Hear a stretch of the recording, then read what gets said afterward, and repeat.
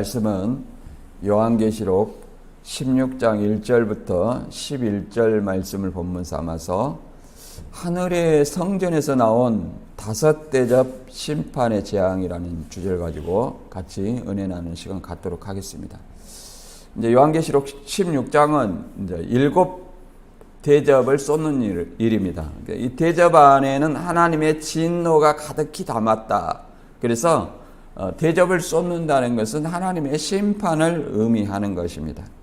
그래서 우리가 이 앞번에 보았듯이 계시록 11장, 12장과 14장에 삽입 환상 계시가 있고 그 이전에 계시록 11장 19절 이 일 후에 하늘의 성전이 열리며 이런 11장 19절 이후에 바로 이어서 계시록 15장의 사건을 얘기합니다.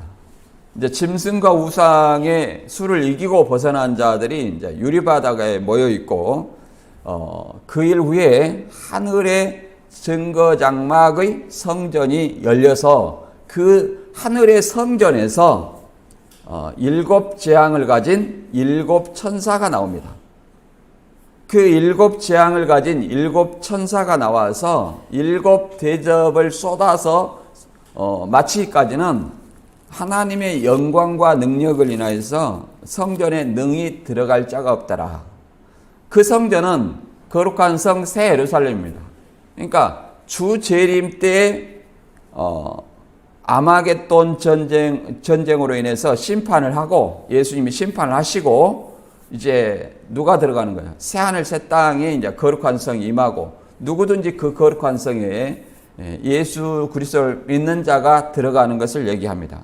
따라서 본문의 16장은 주 재림 직전에 심판을 의미합니다. 주 재림 아마겟돈 전쟁 이전에 그 심판을 말하고 있습니다.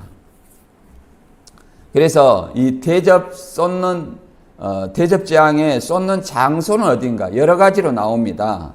예를 들어서 땅과 바다, 강과 샘, 그 다음에 해, 그 다음에 짐승의 보좌가 나옵니다. 짐승의 보좌. 이런 어떤 장소에 쏟아서 그들을 심판하는 것은 그들을 회개케 함이 위함이라는 것을 우리가 알아야 됩니다. 그런데 그들은 여전히 짐승의 우상에 경배하는 어떤 그런 일들을 회개하지 않는다는 것을 우리 본문을 통해서 알아볼 수 있습니다. 그리고 여기서 이제 대접을 쏟는 어떤 대상은 다른 존재가 아니라 불신자와 짐승과 그의 우상에게 경배하고 표받은 자들, 그들을 대상으로 하는 것입니다. 바꿔 말하면 하나님의 입맞은 자들은 심판의 대상이 아니고 어린 양의 생명책에 농명된 자들은, 기록된 자들은 심판의 대상이 아니라는 사실입니다. 그들에게 심판은 하나님의 백성에게 구원의 길이라는 것을 알아야 됩니다. 그래서 이제 본문 한번 읽어보도록 하겠습니다. 본문 같이 읽어보겠습니다. 요한계시록 16장 1절부터 11절입니다. 내가 들으니 성전에서 큰 음성이 나서 일곱 천사에게 말하되 너희는 가서 하나님의 진노의 일곱 대접을 땅에 쏟으라 하더라. 첫째 천사가 가서 그 대접을 땅에 쏟음에 짐승의 표를 받은 사람들과 그 우상에게 경배하는 자들에게 악하고 독한 종기가 나더라. 둘째 천사가 그 대접을 바다에 쏟음에 바다가 곧 죽은 자의 피같이 되니 바다 가운데 모든 생물이 죽더라. 셋째 천사가 그 대접을 갈과 물 근원에 쏟음에 피가 되더라. 내가 들으니 물을 차지한 천사가 이르되 전에도 계셨고 지금도 계신 거룩하신 이여 이렇게 심판하시니 의로우시도다. 그들이 성도들과 선지자들의 피를 흘렸으므로 그들이 피를 마시게 하는 것이 합당하나이다 하더라. 또 내가 들으니 제단이 말하기를 그러하다. 주 하나님 곧 전능하신 이여 심판한 것이 참되고 의로우시도다 하더라. 넷째 천사가 그 대접을 해에 쏟음에 해가 권세를 받아 불로 사람들을 태우니 사람들이 크게 태움에 태워진지라. 이 재앙들을 행하는 권세를 가지신 하나님의 이름을 비방하며 또 회개하지 아니하고 주께 영광을 돌리지 아니하더라. 다섯째 천사가 그 대접을 짐승의 왕자에 쏟으니 그 나라가 곧 어두워지며 사람들이 아파서 자기 혀를 깨물고 아픈 것과 종기로 말미암아 하늘의 하나님을 비방하고 그들의 행위를 회개치 아니하더라. 아멘. 예. 우리가 이제 본문을 보니까 회개하지 않으라, 회개하지 않더라, 회개하지 않더라 이런 어떤 말들로 봐서 이 심판이 어떤 의미를 가지고 있다고 생각됩니까? 이 심판은 그들로 하나님 앞에 다시 회개하게 하기 위한 심판이라는 것을 우리는 생각해 볼 수 있습니다. 그래서 우리가 계시록의 환란은 16장의 재앙이라는 것은 심판당하는 사람에게 재앙입니다. 또 환란이고요. 그런데 계시록의 환란은 세 환란이 있습니다. 인 때는 환란, 일곱 인을 떼면서 이제 심판을 하시죠. 인을 뗀다는 것은 책을 펼치시면서 심판을 하시는 겁니다. 그 다음에 두 번째 환란이 어떤 거예요? 두 번째 심판이 나팔을 불면서 심판하는 내용입니다. 그것도 재앙이죠. 그 다음에 세 번째가 이제 본문에 일곱 대접을 쏟아서 심판하는 재앙을 얘기하고 있습니다. 이 불신자와 짐승과 우상에게 경배하는 자에게 심판은 곧 하나님의 백성의 구원이라는 사실을 알아야 됩니다. 하나님의 어린 양의 생명책에 농맹된 자, 입 맞은 자는 결코 심판의 대상이 아니고 누가 심판의 대상이냐면 사단의 표받은 666 표받은 그런 자들, 곧 적그리스도들과 거짓 선지자들에게 미혹된 자들, 또 그 적그리스도와 거짓 선지자 그들에 대한 어떤 심판이라는 사실을 우리가 이해를 해볼 필요가 있습니다. 그리고 계시록 16장의 5개의 대접은 땅과 바다, 그리고 강과 물샘, 그리고 해, 그 다음에 짐승의 보좌에 쏟아 심판합니다. 이것은 계시록 6장 9절에 순교자들이 피의 신원을 하고 있습니다. 피의 신원의 기도에 대한 응답으로서 사단에 속한 세력을 심판하는 것인데, 이것은 1차적으로 당시 성도들 박해한 로마 세력과 추종자들에 대한 심판이며, 종말에 적 그리스도와 거짓 선지자 등과 박해하는 세상을 심판하는 것을 말하고 있습니다. 또한 짐승의 보좌에 대한 심판은 예수님의 구속이 가까이 왔다는 것을 의미합니다. 다시 말해서 말세가 될수록 이 악한 자들이 성행하고 더불어서 심판의 때가 가까이 왔다는 것을 우리는 이해를 해야 됩니다. 그런데 이제 이 신천지는 이것을 어떻게 얘기하냐면, 계시록 16장은 7 대접의 실상이 있다 이렇게 얘기를 하는 것은 본래는 그렇지 않았습니다.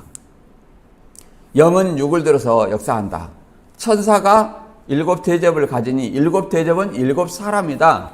그 막연히, 그리고 이만희시다, 교주다 이렇게 얘기를 했었는데, 2003년과 4년에 최우평 씨가 신천지에서 배운 것을 더 자세하게 실상을 만들었어요. 우리는 나팔 대접 실상이 있다. 너희는 없지 않느냐? 길례비 그만하고 우리한테 보내라 하고 이제 시위를 하고 이렇게 하니까 이만희 씨도 자기 선배들의 교리를 모방해가지고 실상을 만들었는데, 자기보다 더 자세하게 만든 사람이 나타난 거예요. 후배 교주가 나타난 거예요. 깜짝 놀래가지고, 야, 빨리 실상 만들어라.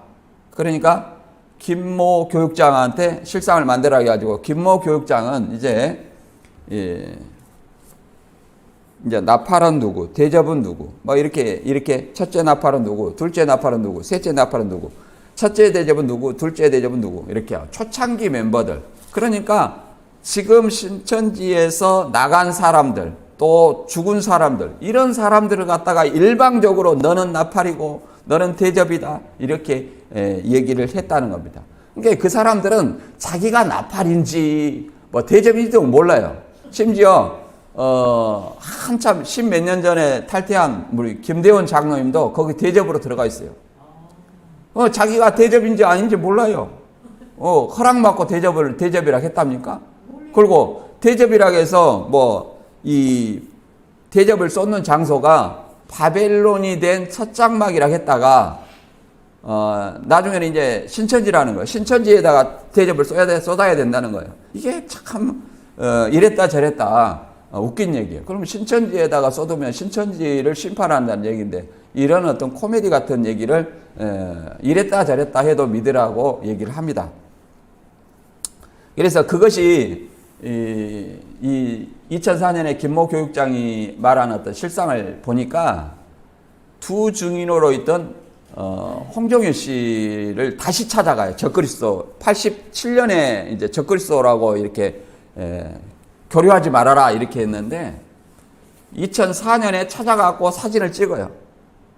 적그리스도를 두 증인으로 이렇게 사진을 찍어놨다는 걸 보고 참 웃기다. 지파장들은 다 교체하고 두 증인이 이 적그리스도라고 한 사람을 다시 두 증인으로 이렇게 교체도 안 하고 하다니 참 웃기다. 그리고 2014년에 그분이 돌아가셨어요. 그러면 이게 두 증인 중에 한 증인이 없어져 버린 거예요. 이런 어떤 코미디 같은 것을 하게 됩니다. 근데 이것을 2011년에 최모 강사가 이걸 검증을 한 거예요. 검증을 하니까 순 엉터리거든. 그러니까 실상 그것이 뭐가 중요하냐? 이긴 자가 실상이다. 이긴 자를 믿으면, 이긴 자에 대한 믿음이 있으면 이건 아무것도 중요하지 않다. 그러니까 첫째 나팔이 누구, 몇 년, 몇 월, 몇 시, 이거 아무것도 중요하지 않다. 이긴 자에 대한 믿음만 있으면, 이런 어떤 실상 교육을 하게 됩니다. 그래서 신천지가 실상이 있다고 얘기를 하지만 최모 교육장은 그 실상이 가짜다. 없다.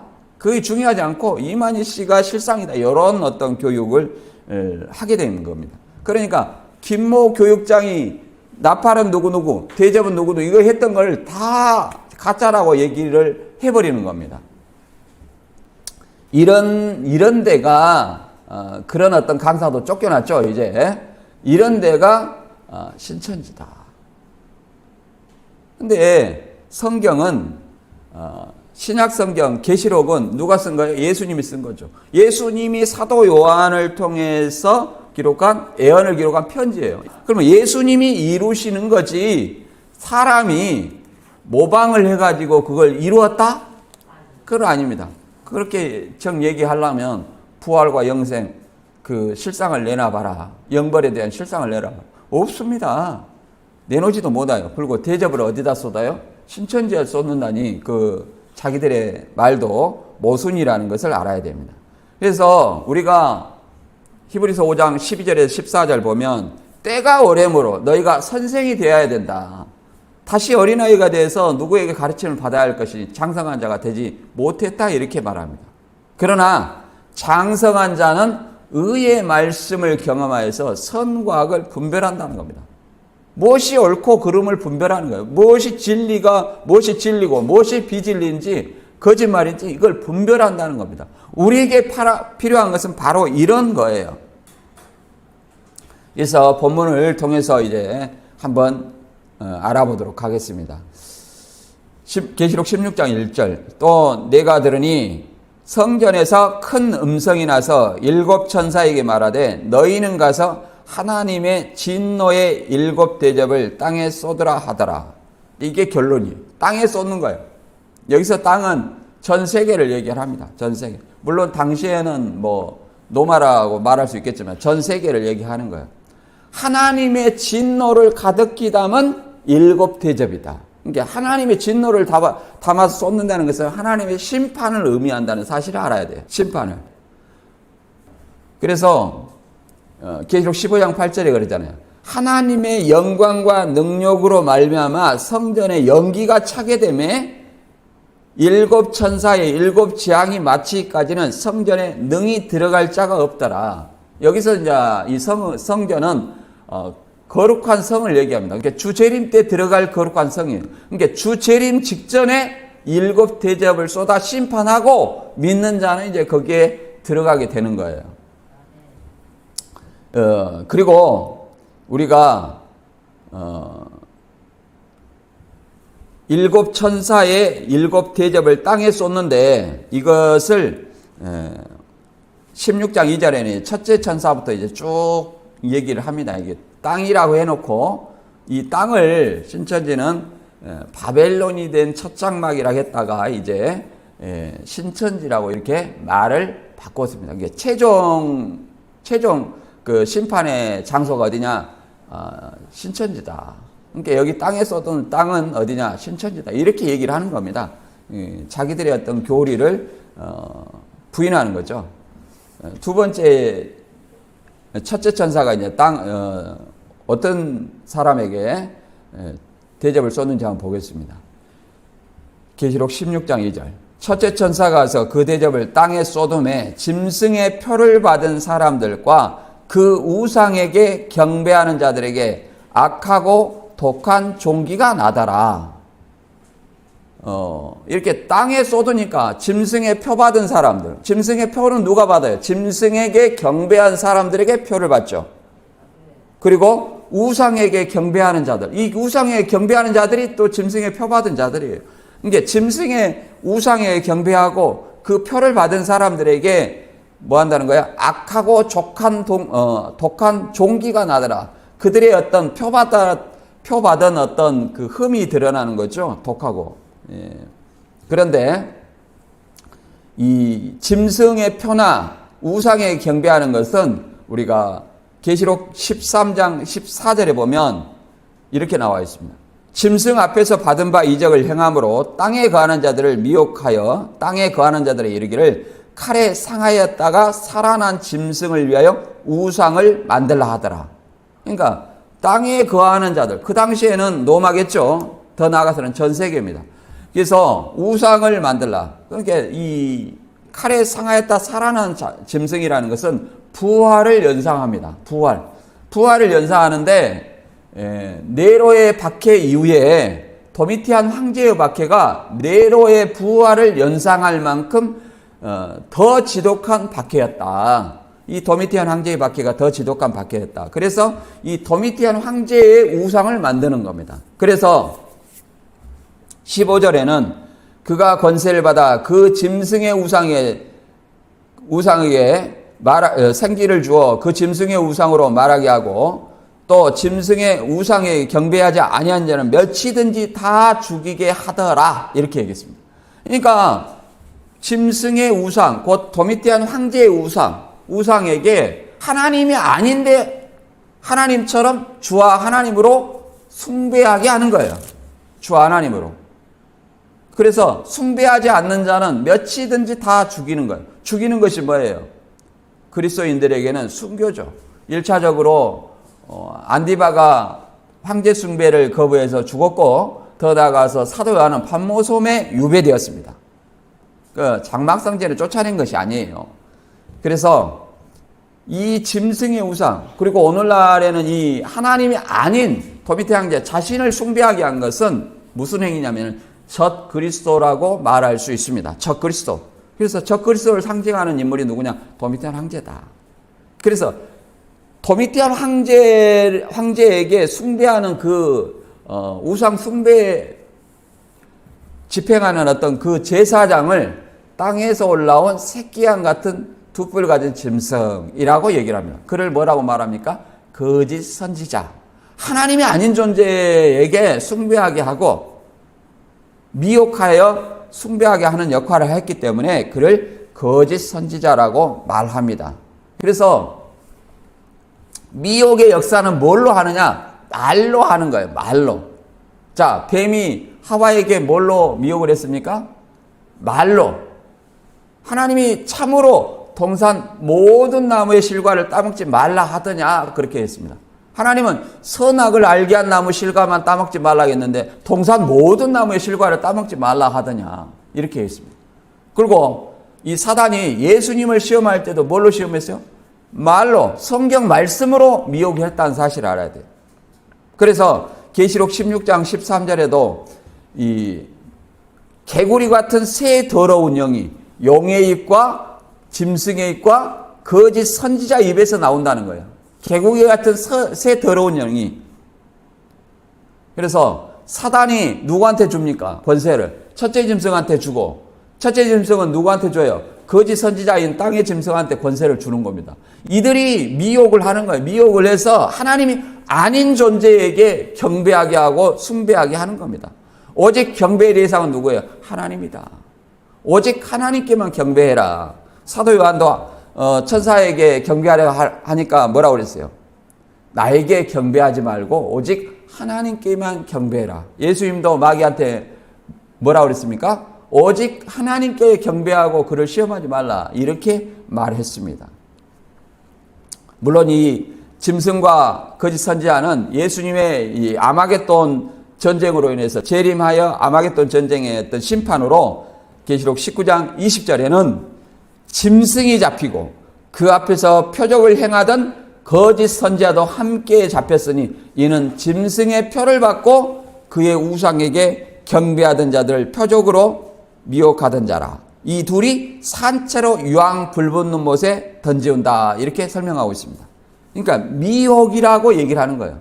그러니까 적그리스도, 도미테 하는 자는 적그리스도를 상징하고 땅에서 올라온 둘째 짐승은 거짓 선지자를 상징한다. 그래서 말세에 마태 24장에 나와 있는 말처럼 사람의 미혹을 주의하라. 많은 사람들이 내 이름으로 와서 자기를 그리스도로 한다는 거예요. 그래서 24절에는 거짓 그리스도들과 거짓 선지자들이 일어나 할 수만 있으면 택하신 자들도 미혹한다는 거예요. 그걸 내가 너희에게 미리 말했다는 겁니다. 미리 말했다는 거예요. 그래서 우리는 하나님의 말씀으로 무장하지 않으면 그들의 미혹에 당할 수가 없다. 그래서 하나님의 말씀을 모르는 자들이 뭐요? 이단에 많이 미혹됐죠. 그 다음에 둘째 천사는 이제 바다에다가 쏟는다고 얘기하는데 계시록 16장 3절 읽어보겠습니다. 둘째 천사가 그 대접을 바다에 쏟음에 바다가 곧 죽은 자의 피같이 되니 바다 가운데 모든 생물이 죽더라. 이 둘째 천사가 대접을 바다에 쏟아니까 바다가 죽은 자의 피가 됐다. 이거는 어떤 것이 생각납니까? 출애굽 때에 모세가 애굽에 하수를 치니까 하수가 뭐가 됐어요? 피가 됐죠. 그래서 애굽 사람들이 먹는 그 물이 먹을 수 있었어요, 없었어요? 없었다 이렇게 얘기를 합니다. 그러니까 그 바다에 살던 그 하수에 살던 모든 생물이 죽은 것처럼 그걸 반영을 해서 설명하는 겁니다. 이것은 계시록 8장 8절에 둘째 천사의 나팔에도 동일한 얘기가 있습니다. 둘째 천사가 나팔을 보니 불붙는 큰 산과 같은 것이 바다에 던지움에 바다의 3분의 1이 피가 되고 바다 가운데 생명 가진 피조물들의 3분의 1이 죽고 배들이 3분의 1이 깨어지더라. 이렇게 말하고 있습니다. 그래서 바다가 피같이 됐다. 그들을 심판을 이렇게 모세 때 일을 들어서 또 나팔 재앙을 통해서 이렇게 설명하고 있는 것입니다. 그 다음에 세 번째 천사는 어디다 쏟냐면은 강과 물 근원에 쏟게 됩니다. 계시록 16장 4절 이하. 셋째 천사가 그 대접을 강과 물 근원에 쏟음에 피가 되더라. 내가 들으니 물을 차지한 천사가 이르되 전에도 계셨고 지금도 계신 거룩한 이여 이렇게 심판하시니 의로우시도다. 그들이 성도들과 선지자들의 피를 흘렸으므로 그들에게 피를 마시게 하는 것이 합당하니이다 하더라. 또 내가 들으니 제단이 말하기를 그러하다. 주 하나님 전능하신 이시여 심판하는 것이 참되고 의로우시도다. 자, 강과 물 근원은 이제 생수의 근원입니다. 생수의 근원인데 그것이 피가 됐어요. 그걸 먹으면 죽어요, 살아요? 죽죠. 죽게 되는 것인데 이렇게 심판하는 것이 참되고 의롭다 얘기를 합니다. 왜 의롭다 얘기를 하냐면 성도들과 선지자들의 피를 흘렸다는 거예요. 그러니까 관과 물 근원을 마시는 자들이 곧 불신자들이고 그들에 의해서 선지자들과 성도들의 피를 흘리게 되었다. 박해자들이다. 이렇게 얘기를 하는 것입니다. 계시록 6장 9절 이하에서 보면 이것이 왜 의롭다고 말하냐.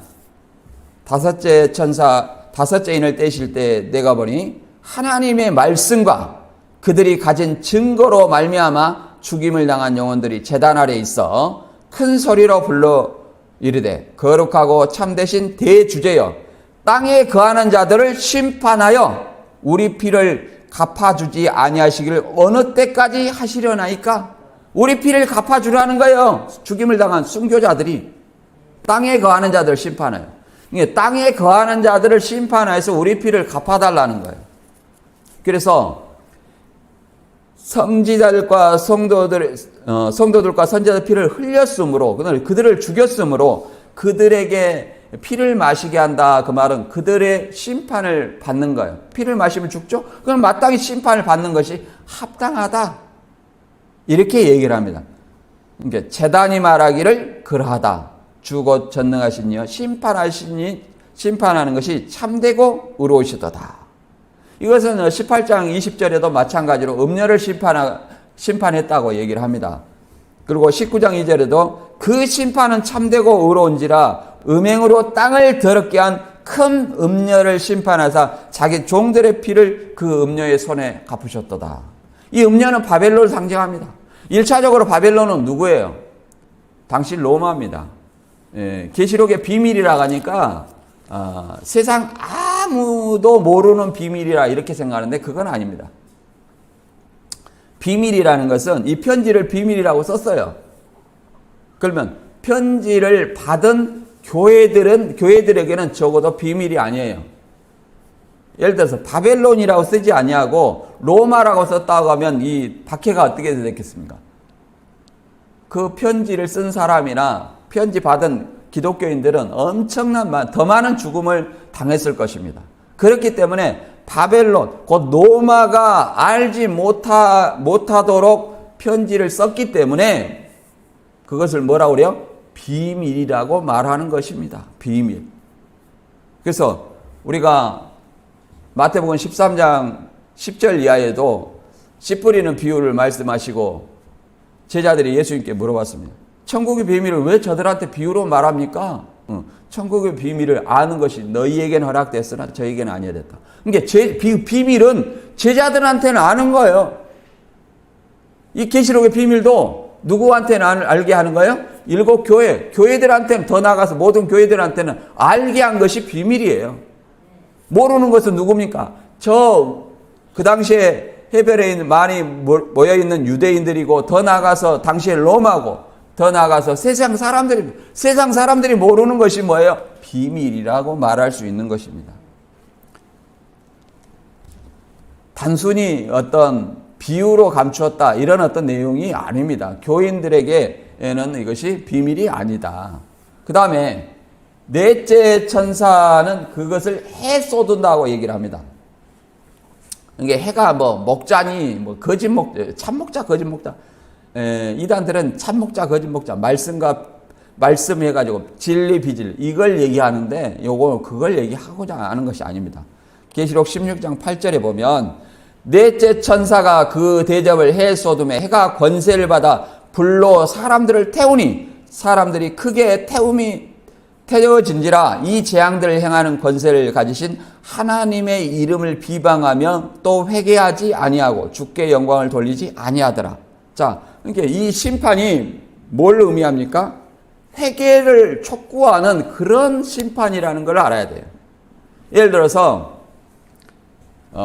출애굽 때 모세가 애굽에 심판하는 것은 바로가 회개하고 하나님의 백성을 모세 앞으로 보내달라는 거예요.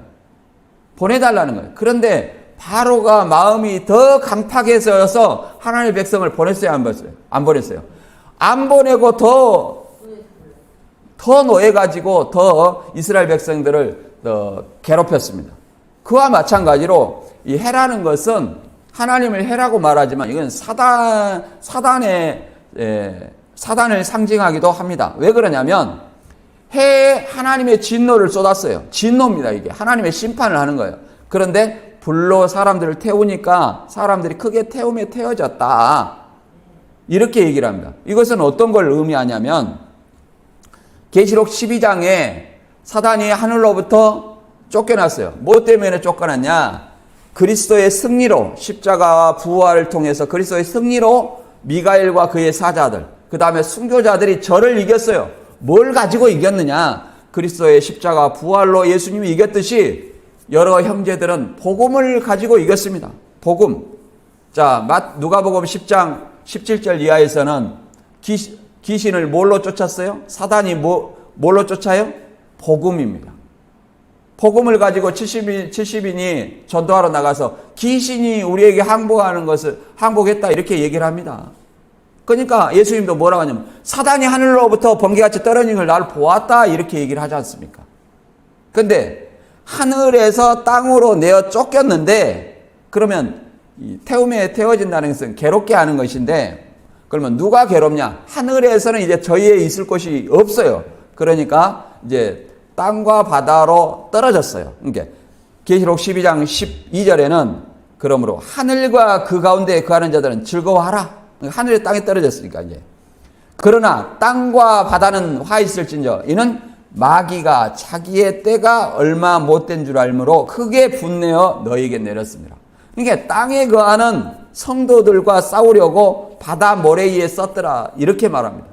그러니까 땅과 바다에서 이제 첫째 짐승과 둘째 짐승을 들어서 성도를 핍박하고 괴롭히는 일이 있습니다. 그런 어떤 것들을 통해서도 회개하지 아니하고 하나님께 영광을 돌리지 오히려 비방을 합니다. 하나님의 이름을 비방하고 회개하지 아니하고 주께 영광을 돌리지 아니합니다. 그러나 누구는 하나님의 백성 어린 양의 피에 씻어 그것을 희게 한 셀 수 없는 흰무리는 계시록 7장 16절에 보면 해나 아무 뜨거운 기온에 상하지 않는다는 겁니다. 그들이 다시 줄이지도 아니하며 목마르지도 아니하고 해나 아무 뜨거운 기운에 상하지도 아니하리니 이는 보좌 가운데 계신 어린 양이 그들의 목자가 되사 생명수 샘으로 인도하시고 하나님께서 그들의 눈에서 모든 눈물을 씻어 주실 것임이라. 이렇게 말합니다. 해나 아무 뜨거운 기운에 상하지도 않아요. 왜? 하나님과 어린 양이 목자가 되사 생명수 샘으로 인도하시기 때문에 그들에서 모든 눈물을 씻어준다는 것은 영생의 나라가 그들 앞에 놓여 있다는 사실을 보여주고 있습니다. 그러나 그 회개하지 않는 존재들이 누구냐? 계시록 9장 20절에도 여섯째 나팔 불 때 동일한 말합니다. 이 재앙에 죽지 않고 남은 사람들은 손으로 행한 일을 회개하지 아니하고 오히려 여러 귀신과 또는 보거나 듣거나 다니거나 하지 못하는 금은 동과 목석의 우상에게 절하고 또 살인과 복술과 음행과 도적질을 회개하지 아니하더라. 오늘날 많은 적그리스도들과 거짓 선자들이 자기들의 행한 일을 회개해야 되는데 회개하지 않습니다. 그들의 결국은 불못이라는 사실을 우리는 알아야 됩니다. 그들에게 미혹받은 자도 결과는 동일한 불못이라는 사실을 알아야 됩니다. 이 악이 성행하고 적그리스도와 거짓 선지자가 성행하는 것은 주 재림이 가까이 왔다는 사실을 우리는 더 피부로 느껴야 할 줄로 믿습니다. 이제 다섯째 천사가 이제 짐승의 보좌에 쏟는 장면을 한번 보도록 하겠습니다. 계시록 16장 10절에 또 다섯째 천사가 그 대접을 짐승의 왕자에 쏟으니 곧 그 나라가 어두워지며 사람들이 아파서 자기 혀를 깨물고 아픈 것과 종기로 말미암아 하늘의 하나님을 비방하고 그들의 행위를 회개치 아니하더라. 그러니까 완전히 죽는 건 아니야. 아직 입은 살았어. 예, 입은 살았어. 입만 둥둥 떠가지고 하나님 비방하고 회개치 않아요. 여러 가지 고통을 의미합니다. 이 심판을 통해서 여러 가지 고통을 의미하는 거예요. 아직 재림 때의 마지막 종말의 아마겟돈 심판이 아니에요. 그래서 짐승의 왕자라는 것은 사단의 권자를 얘기하는데 계시록 2장 13절에는 이렇게 말합니다. 버가모 교회한테 말합니다. 내가 어디 사는 것을 내가 아노니 거기는 사단의 권자가 있는 데라. 내가 내 이름을 굳게 잡아서 내 충성된 증인 안디바가 너희 가운데 곧 사단이 거하는 곳에서 죽임을 당할 때도 나를 믿는 믿음을 저버리지 아니하였도다. 이 사단의 보좌라는 것을 이제 버가모를 얘기하는데 더 넓게 해서는 노마를 얘기합니다. 왜 그러냐? 이 사단의 보좌라는 것은 짐승이 통치하도록 사단이 능력과 보좌와 큰 권세를 주었다 이렇게 말합니다. 누구한테? 첫째 짐승한테. 이걸 계시록 13장 2절에 이렇게 말하죠. 내가 본 짐승은 표범과 비슷하고 그의 발은 곰의 발 같고 그의 입은 사자의 입 같은데 용이 자기의 능력과 보좌와 큰 권세를 그에게 주었더라. 이 첫째 짐승이 누굽니까? 도미티안 황제죠. 근데 왜 버가모를 사단의 보좌라고 얘기하냐면 버가모 교회를 사단의 보좌라고 얘기하냐면 버가모에서 숭배하는 신이 1차적으로 아스클레피오스 신입니다. 치료의 신인 아스클레피오스예요. 이 그림 보면은 이 지팡이에 뱀이 또아리를 틀고 있어요. 이 신은 아스클레피오스는 뱀을 상징합니다. 뱀은 누구예요? 사단이죠. 사단을 상징해요. 더 나아가서 적 그리스도 행위를 하는 사람은 누굽니까? 도미티안 황제죠. 그래서 로마가 뭐예요? 짐승의 보좌라고 얘기를 할 수 있어요. 더 얘기를 할 수 있습니다. 더 나아가서 종말에 적 그리스도와 거짓 선지자, 세상 통치자를 상징하는 겁니다. 하나님을 비방하고 회개하지 않는 세상을 짐승의 보좌, 사단의 권자라고 얘기를 합니다. 이들은 왜 입이라고 그랬죠? 입으로 하나님을 비방하고 하나님을 비방하고 오히려 그들의 행위를 회개하지 않는다고 했죠. 근데 우리도 마찬가지로 예수님께서 하시는 어떤 말씀이 이런 말이 있습니다. 예수님이 손을 안 씻고 빵을 드시니까 유대인들이 장로의 유전을 지키지 않느냐. 그러니까 예수님은 이렇게 말합니다. 마태 15장 11절에 이하 읽어보면 이렇게 말하고 있습니다. 사람을 더럽게 하는 것은 뭐다? 입으로 들어가는 것이 아니라 사람의 입에서 나오는 말이다. 이렇게 설명하고 있습니다. 15장 10절 읽어보면 무리를 불러 이르시되 듣고 깨달으라. 입으로 들어가는 것이 사람을 더럽게 하는 것이 아니라 입에서 나오는 그것이 사람을 더럽게 하는 것이나. 입에서 나오는 것은 뭐냐면은 16절에 비유를 해석해 주려고 하는데 16절에 너희도 아직까지 깨달음이 없느냐? 입으로 들어가는 모든 것은 배로 들어가 뒤로 내어버린 줄 알지 못하느냐? 입으로 나오는 것들은 마음에서 나오나니 이것이야말로 사람을 더럽게 하느니라. 마음에서 나오는 것은 악한 생각과 살인과 간음과 음란과 도둑질과 거짓 증언과 비방이니 이런 것들이 사람을 더럽게 하는 것이요 씻지 않는 손으로 먹는 것은 사람을 더럽게 하지 못하느니라. 그래서 입으로 하나님을 비방하는 거예요.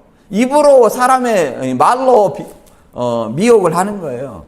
이걸 회개하지 않는다는 거예요. 그래서 심판이라는 것이 결국은 어떤 의미냐? 그들로 회개케 하기 위해서, 하나님이 사랑으로 회개케 하기 위해서. 베드로 후서 3장 9절부터 읽어보면 이런 말이 있습니다. 베드로후서 3장 9절부터 읽어보면 주의 약속은 어떤 이에 이들이 더디다고 생각하는 것 같이 더딘 것이 아니라 오직 주께서 너희를 대하여 오래 참으사 아무도 멸망하지 아니하고 다 회개하기에 이르기를 원하느니라. 다 회개하도록 하기 위해서 그들에게 하나님의 대접을 쏟아서 그들의 잘못을 깨닫게 하고자 하는 겁니다. 그런데 아픈 것과 종기로 인해서 하나님을 오히려 비방하고 오히려 자기들의 행위, 우상을 숭배하고 살인, 도적질 이런 것들을 회개해요, 안 해요? 안 한다는 거예요. 이게 사단의 속성입니다. 10절에 그러나 주의 날이 도적같이 어리니 그 날에는 하늘이 큰 소리로 떠나가고 물질이 뜨거운 풀이 부러지고 땅과 그 중에 있는 모든 일이 드러나리로다. 이제 마지막 때에는 이제 아마겟돈 전쟁으로 완전히 예수님께서 강림함으로 심판하는 겁니다. 그럼 우리는 어떤 사람이 되어야 되냐? 야고보서 5장 8절에도 너희도 길이 참고 마음을 굳게 하라. 주의 강림이 가까우니라. 형제들아 서로 원망하지 말라. 그리하여야 심판을 면하리라. 보라 심판자가 문 밖에 서 계시니라. 주의 강림이 가까웠다는 거예요. 주의 강림은 오늘 올지 내일 올지 모릅니다. 밤에 도적같이 온다고 하잖아요. 도적같이 오는데 어떤 사람에게 멸망이 임하냐? 평안하다 안전하다. 나 구원 받았네 너 구원 받았네 이렇게 하나님의 말씀을 모르면서 무장하지 않고 하나님의 말씀으로 전신갑주 입지 않는 그런 사람들에게 뭐가? 멸망이 임한다는 겁니다. 마태 25장에도 누가 영접하지 못했습니까? 밤중에 신랑이 올 때 미련한 자들은 등불이 꺼져가도 기름이 떨어진 줄 몰랐던 거예요. 주님이 오니까 그때야 우리 기름이 떨어져 가네? 너희 기름을 좀 나눠달라. 못 나눠주겠다. 파는 자들한테 가서 기름 사라. 그러나 준비하고 기름을 넉넉히 준비하고 있던 사람들은 슬기로운 처녀들은 신랑이 오니까 영접을 해서 잔치집에 들어갔다 이렇게 말합니다. 이것이 뭘 의미합니까? 예수님은 언제 올지 모른다는 거예요. 그날과 그 시를 아무도 몰라요. 그런데 이단들은 84년 3월 14일에 왔다고 얘기하면서 영생과 영벌도 없고 부활도 없고 실상을 내놔보라고 하면 뭐 장막성전이나 얘기하고 성경에 장막성전이 어디가 있습니까? 이런 것들이 미혹의 역사라는 것을 우리는 좀 깨달아야 됩니다. 본문의 16장 1절부터 11절의 말씀을 다시 한번 정리하면 땅에 쏟아서 다섯 대접을 심판하는데 그 심판의 대상은 누구냐? 짐승과 우상에 경배하고 그 표받은 사람들에게 심판한다는 사실을 알아야 됩니다. 하나님의 입맞고 생명책에 농맹된 사람들은 오히려 그걸 통해서 구원을 받는 거예요. 그게 은혜예요. 그래서 따라서 우리는 오직 그리스도를 통해서 구원받는 하나님의 백성이 말고 저와 여러분이 이 복음을 저 불신자들 또 이단에 미혹된 당신의 자녀들에게 주님의 자녀들에게 증거하는 저와 여러분이 되시기를 주님의 이름으로 축원합니다.